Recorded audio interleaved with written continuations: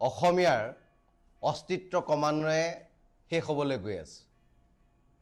সিদিনা কাৰ্বি আংলঙত যিটো ঘটনা ঘটিল, এখিনি বহিৰাগত যেতিয়া কাৰ্বি মানুহক আহি ক'লেহি এই খিলঞ্জীয়া থলগিৰি মানুহখিনিক যে গো বেক টু চাইনা, তেতিয়া সমগ্ৰ অসমৰ জনসাধাৰণ আমি নিমাতে থাকিলোঁ। আমি ভাবিলোঁ যে এইটো কাৰ্বিৰ প্ৰব্লেম, এইটো অসমীয়া জাতিৰ মূল সুঁতিৰ প্ৰব্লেম নহয়, আৰু সেইকাৰণে আমি নীৰৱে থাকিলোঁ আৰু তাৰ পৰা আমি আঁতৰি থাকিলোঁ। সিদিনা গুৱাহাটীৰ মাজমজিয়াত ফেঞ্চি বজাৰত যেতিয়া আইনৰ এগৰাকী ছাত্ৰীক বহিৰাগতই যেতিয়া প্ৰহাৰ কৰিলে, তেতিয়াও আমি মনে মনে থাকিলোঁ। ৰাইজ আমি ওলাই নাহিলোঁ। আমি ভাবিলোঁ এগৰাকী ছাত্ৰীক কোনোবাই আক্ৰমণ কৰিছে, মোৰতো ছোৱালীজনী ঠিকেই আছে, মই কিয় তালৈ যাব লাগে। পল্টন বজাৰত থলগিৰি এজন যুৱকক যেতিয়া প্ৰাণে মৰাৰ অপচেষ্টা কৰিলে, তেতিয়াও আমি মনে মনে থাকিলোঁ। আমি ক'লোঁ বা আমি ভাবিলোঁ যে এজন ল'ৰাকহে পিটিছে, আমাৰ ল'ৰাটো সুৰক্ষিত হৈ আছে, আমি তাত মাত মাতিবৰ প্ৰয়োজন নাই। ফটাহিল আমবাৰীত স্কুটিত অহা দুগৰাকী ছাত্ৰীক যেতিয়া অশালীন ব্যৱহাৰ কৰা হ'ল, তেতিয়া অসমীয়াই মনে মনে থাকিলোঁ। তেতিয়া ভাবিলোঁ যে ৰাতি কি কাৰণে ছোৱালীকেইজনী ওলাই যাব লাগে, ছোৱালীকেইজনীৰহে দুখ। সেই বুলি ভাবি অসমীয়াই নিজৰ যিটো কামৰ পৰা আমি আঁতৰত থাকিলোঁ।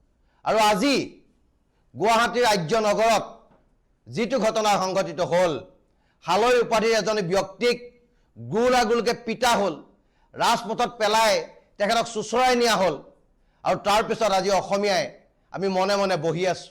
আৰু এইটো জাতিটোৰ কাৰণে আটাইতকৈ দুৰ্ভাগ্যজনক ঘটনা।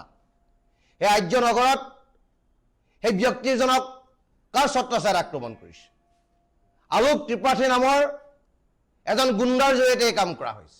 এতিয়া প্ৰশ্ন হ'ল, আলোক ত্ৰিপাঠী কোন? আলোক ত্ৰিপাঠী হৈছে সদৌ অসম কাবাডী সন্থাৰ সাধাৰণ সম্পাদক। আলোক ত্ৰিপাঠী হৈছে ভাৰতীয় জনতা যুৱ মৰ্চাৰ সহকাৰী কোষাধ্যক্ষ। আলোক ত্ৰিপাঠী হৈছে মধ্য গুৱাহাটীৰ MLA, যাক লৈ সৰ্বত্ৰ চৰ্চা হৈছিল, সেই MLA জনৰ বৰঘৰৰ মানুহ। এতিয়া আমাৰ প্ৰশ্ন যে আলোক ত্ৰিপাঠীৰ নেতৃত্বত অসমীয়াক পিটা হ'ল, গো বেক বুলি ক'ব পৰা হ'ল, গতিকে সেই আলোক ত্ৰিপাঠীৰ ক্ষেত্ৰত এইখন খিলঞ্জীয়া চৰকাৰে কি ব্যৱস্থা গ্ৰহণ কৰিব? অসমৰ মাননীয় মুখ্যমন্ত্ৰী ডাঙৰীয়াই এই ক্ষেত্ৰত কি ব্যৱস্থা গ্ৰহণ কৰিব?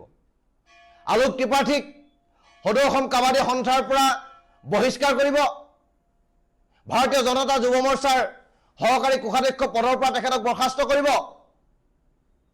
নে বিজয় গুপ্তাৰ বৰঘৰৰ মানুহ হোৱাৰ কাৰণে বিজেপি চৰকাৰে তেখেতক ৰক্ষণাবেক্ষণ দিব? এইটো আমাৰ কাৰণে ডাঙৰ প্ৰশ্ন। আৰু যদি দোষী আলোক ত্ৰিপাঠীক সোনকালে আৰক্ষীয়ে ব্যৱস্থা গ্ৰহণ নকৰে, তেতিয়াহ'লে অসমৰ পৰিৱেশ আৰু পৰিস্থিতি বেলেগ হ'ব। আমি থলগিৰি খিলঞ্জীয়া জনসাধাৰণৰ পক্ষত থাকি অসম আৰু অসমীয়াৰ স্বাৰ্থত কাম কৰা আমি সকলো ৰাইজ ৰাজপথলৈ ওলাই আহিম আৰু চৰকাৰক ক'বলৈ বাধ্য হ'ম যে আপোনালোক থলগিৰিৰ বিৰোধী, আপোনালোক খিলঞ্জীয়াৰ বিৰোধী, আপোনালোক অসম বিৰোধী, আপোনালোক অসমীয়াৰ বিৰোধী। আৰু আলোক ত্ৰিপাঠীক অতি সোনকালে যেতিয়ালৈকে গ্ৰেপ্তাৰ নহ'ব, তেতিয়ালৈকে আমাৰ দাবী পৰা আমি কেতিয়াও বিচলিত নহ'ম আৰু আমি ৰাজপথৰ আন্দোলন কৰিবলৈ